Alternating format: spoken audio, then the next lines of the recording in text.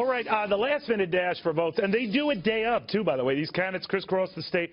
Last night in a snowstorm, we caught up with Governor Chris Christie, who was having one of his inimitable town hall meetings, and sort of gauging how he's feeling post that debate. Take a look. Governor Christie, great to see you. Thank you, Neil. Wow, that debate. Felt good. Did you bring knives with you? No need to. But you know, what I wanted to prove to the American people and the voters in New Hampshire was there's a difference between being ready to be president and not being ready to be president, being ready to take on Hillary Clinton and not being ready to take her on. I'm ready.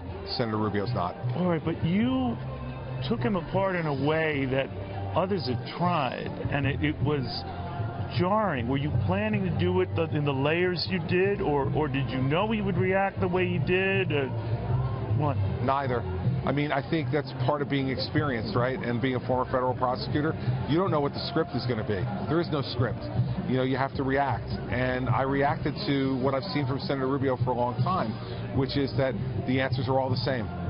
And I was ready for that part of it. So what did you think today, Governor? And he has since said, well, I meant to say that Barack Obama knows exactly what he's doing, and I meant to keep repeating it. It was non-responsive to what we were talking about. I mean, and so, listen, at the end, what the American people know what they saw, right? The senator can say whatever he wants to today to try to make it look better, but the American people saw someone who was drowning and didn't know how to swim. And the fact is that you need a president, a commander-in-chief, who when those times get really tough, because they're going to get much worse than that against Hillary Clinton, and even tougher than that in the Oval Office, you can't not know how to swim. So obviously you're hoping for a little win from that, and just anecdotally, it seems to be the case. But then I noticed that Governor Bush, Governor Kasich, they too have benefited. Do you feel that you did a lot of their dirty work? Or? No, I did the work that needed to be done for our party. Did they encourage you on? You've heard the rumors that you and Bush were... Yeah, no, we're not. No, we're not hatching strategy together in any way, shape, or form. Well, did they say he's the prosecutor, he's the guy who could do this surgically and take him out? We're not. Let him do it, and then maybe if we benefit, all the better. There was none talk like that? No, not.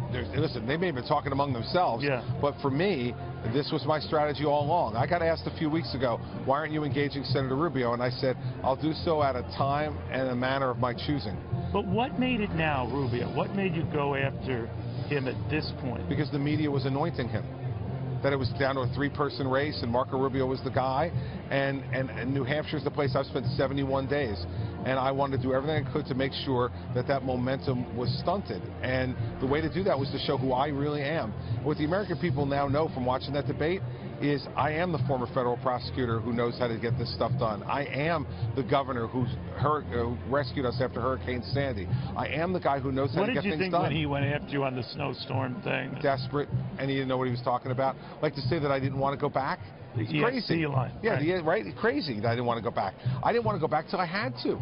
Right. And when I had to, I did. And by the way, the snow fell all day on Saturday, and by Sunday at noon, as you know as a New Jerseyan, the roads were clear, the trains were running, and that's what a governor does. And the insulting part, Neil, is that he's never been responsible or accountable for anything like that in his life.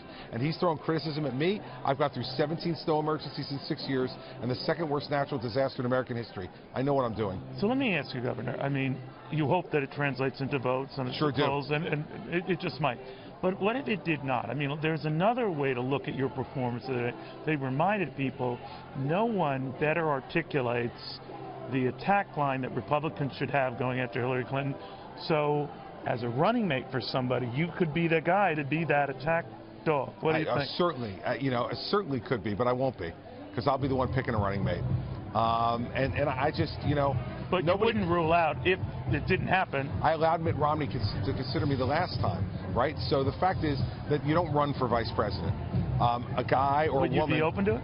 Listen, I would be open to any way of serving my country, but that's not what I'm here about. I mean, there's a whole lot of ways you can serve your country, or maybe it's time for me to go and make some money for the first time in my life for my family. Could I ask you back to the debate, if you don't mind, Governor? I know you have to go. That's okay. How is Rubio to you? I was trying to look around. Who's he saying goodbye to? Who is he talking to? We shook hands afterwards. And how was he? Quiet. Really? So he knew, he had a sense of what had happened? You'd have to ask him, but he was quiet. Okay. So now, regardless of how you do in this state, obviously you hope you do very, very well. but I've just seen a release from your staff. Obviously, you're building up. You've got a South Carolina tour plan. So regardless, the race goes on for you. The race goes on for me because I think what happened on Saturday night is shaking up this race completely. So you don't need like a 1, 2, 3 kind of a deal, right? I don't the way think so. It was, right? I don't think so. I think it's different now. No one is sold on Senator Rubio anymore, and so they're looking for a candidate, and we're going to go out and be that person for them. I think you may see some indication of that tomorrow night. And you'll certainly see some indication of that when I get to South Carolina. What if it doesn't happen that way, Governor? What if his support wasn't that dented? Would you be surprised? I would be. Yes, I would be. What about Donald Trump, then? If he wins this state, as polls suggest he might, and they could be wrong, yep. He's in a clear position. Well, listen, no more than Ted Cruz was in a clear position for winning Iowa a week ago. You know, these things, everyone will try to declare a winner after each election. We've got 11 contests on March 1st, and before that we've got South Carolina and Nevada. So there's a lot of work still to do here and a lot of ups and downs that will happen. Everyone always thought this was going to be a tough race, and by the way, Donald should win here. He's been ahead in 71 straight polls, so he better win here. Yeah. Do you have, come from this, you had the low expectations that helped you get elected governor of New Jersey in the first place, but that after your strong debate performance, now everyone is saying, boy, he should do well, that there's pressure in the reverse now. That's okay. I can deal with that pressure. I've dealt with it before. John Corzine outspent me 3-1, as you remember, in 2009. 33 million to 11 million. A lot of pressure there. I beat him. Democrat state, they said I'd never be reelected. I got 61% of the vote. I like being underestimated. It's fine. But you know what the people know about me? I'm a fighter. And I fought my way back into this race on Saturday night, and I'm going to fight my way all the way to the nomination in Cleveland. And when we're standing on that podium in Cleveland in July, everyone's going to say, how did it happen? But you and I will have known. We've seen this script before. So let me ask you, before I came here, Governor, we're getting reports out of the Financial Times that Michael Bloomberg is seriously considering a run for president, presumably as an independent. What made these reports different is that he said that. It wasn't attributed to staff. How do you think that changes the race if a Michael Bloomberg is in and spending a lot of money to be elected president as an independent? I think he hurts Hillary Clinton. More than Republicans? Yeah, because I think most What if you were the nominee? Wouldn't he take votes from you? I don't think he would. I think Mike would take more votes because he's a bit left of center.